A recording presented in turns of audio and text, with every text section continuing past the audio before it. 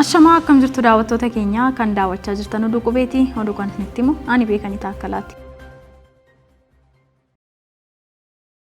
Manni maree Federeeshinii gabaasa boordii filannoo biyyaalessaa dhaggeeffachaa jira. Manni maree Federeeshinii walgahii idilee lammaffaa bara hojii lammaffaa guyyaa har'aa gaggeessaa jiruun gabaasa boordii filannoo biyyaalessaa murtee uummata godinaalee 6 fi aanaalee addaa 5 naannoo sabaa fi sablammoota uummattoota kibbaa keessa jiran ilaalchisuun gaggeeffame ilaalchisee gabaasa dhiyeesse dhaggeeffachuu jalqabe. Gabaasicha kan dhiyeessan itti aanaa walitti qabaa boordii filannoo biyyaalessaa obbo Bisheet Ayyalaa manni maree Federeeshinii hagayya 12 bara 2014 walgahii gaggeesseen godinaalee 6 fi aanaalee addaa 5 naannoo sabaa fi sablammoota uummattoota kibbaatti murtee uummataa raawwachiisuun gabaasa akka dhiyeessu ajajuu yaadachiisan. Gabaasa boordichi dhiyeesse irrattis mari'atamaa jiraachuu ragaan mana marichaa irraa argame ni mul'isa.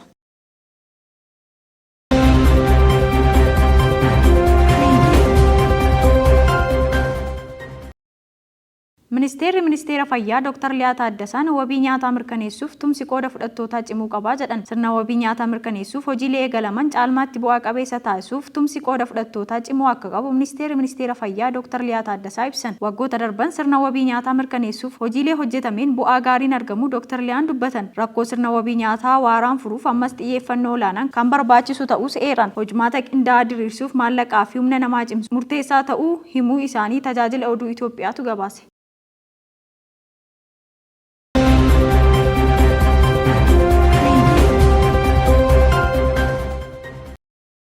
Weellisaan Oromoo Umar Teenaamuu du'aan addunyaa kanarraa boqote. Weellisaan Umar Teenaamuu sirboota aadaa Oromoo Walloo keessatti daran beekamanii fi miidiyaa irratti mul'anne sirbuudhaan beekama. Sirba isaa jalqabaa kan aadaa Jillee Teenaamuu jedhu sirbuudhaan maqaa masoo Umar Teenaamuu jedhu kan argate. Godina Walloo aanaa Jillee Dhummuugaatti kan dhalate Umar Teenaamuu bara dargaggummaa isaa biyyaa bahuun gara Jibuutii sana booda Yemenii fi Saawud Arabiyaa deemuun achi jiraatee ture. Boodarras jiruun biyya Ormaa qajeeluu fi dinnaan gara biyyaa deebi'ee harka tokkoon jireenyaa wal'aansoo qabaa harka tokkoon immoo aadaa Oromoo Walloo beeksisuuf hojjechuu eegale. Aadaa sirba Oromoota Walloo keessaayyuu kan Jillee dhokatee akka hin hafneef sirboota Teenaamuu fi Waashoo Milaa jedhaman kan hojjete magaalaa Adaamaatti hojii humnaa fi ba'aa baachuudhaan jiraachaa akka ture miidiyaaleen akka BBC fa'aa yeroo adda addaatti gabaasaa turan. Weellisaan kun sirboota aadaa kanneen kan hojjetu hojii humnaa hojjechuun waan ta'eef maallaqa ittiin yaalamu namoonni akka gargaaraa turaniif dhukkubni isaas daran itti hammaataa akka ture gabaafamaa ture. Dhibeen kun itti jabaachuun guyyaa kaleessaa waxabajji 27 bara 2015 addunyaa irraa du'aan boqote.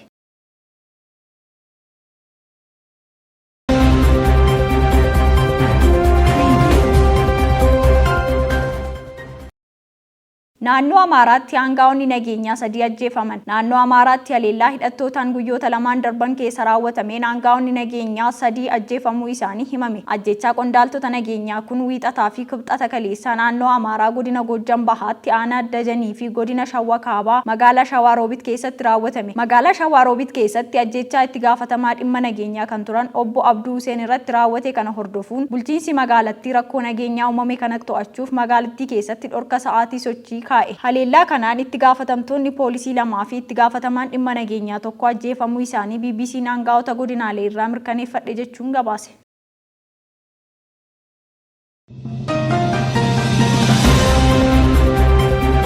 Kan daawwachaa jirtan oduu qubeetii amma oduu biyya alaa argannetti ceena. Faransaay kibxata kaleessaa lammiilee ishee kan kaampii Jaabaa baha Siriyaa keessatti dararamaa jiran gara biyyaatti deeffatte. Faransaay kibxata kaleessaa lammiilee ishee kan kaampii Jaabaa baha Siriyaa keessatti dararamaa rakkachaa jiran gara biyya ofiitti deeffachuu ishee beeksiste. Lammiileen ishee kun daa'imman 25 fi dubartoota 10 yoo ta'an kaampii kaaba baha Siriyaa argamtu kana keessaa baasuun gara biyya isheetti deebiftee jirti. Dhaabbanni mootummoota gamtoomanis gama isaatiin biyyoota lammiilee isaanii kaampii kana irraa gara biyya ofiitti deeffatan ni deeggarraa jedhe. Akkasumas biyyoota lammiilee isaanii kaampii keessaa fudhachuuf tattaaffii taasisaa jiranis akka jajjabeessaniif waamicha akka taasisan ibse. Ministeerri Haajaa Alaa Faransaay akka jedhetti daa'imman malees ga'eessonni tokko biyya Siiriyaa keessatti kan hafan jiraatanis lammiilee isaanii biyyatti deeffachuu kan itti fufan ta'uu dubbate.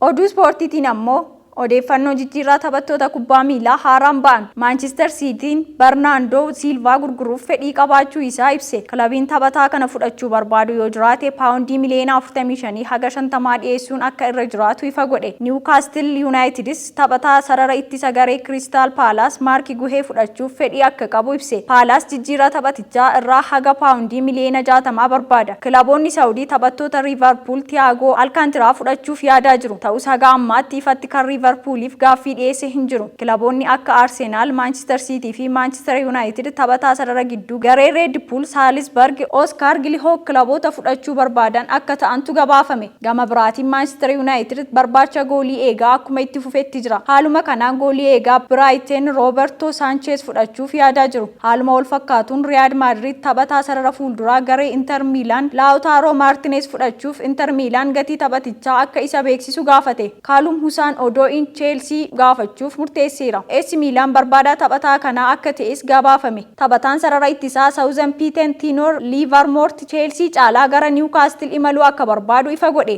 Arsenal waliigaltee William Saliba haga 2027 dheeressuuf waliigaltee irra gahan. Aaron Ramsey erga Nice waliin gargar bahee as kilaba ijoollummaa isaa Cardiff Citytti makamuuf marii eegale.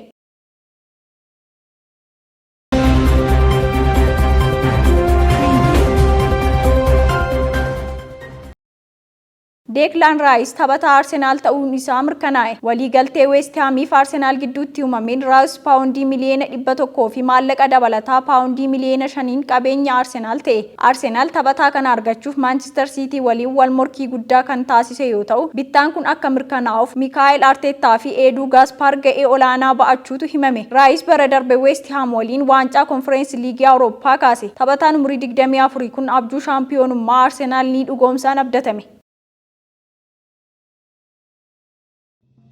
Kan daawwachaa turtan oduu qubeetii oduu kan isinitti hime ani beekanii taakkalaati. Qophiilee qubee afaan waliin turtii gaarii.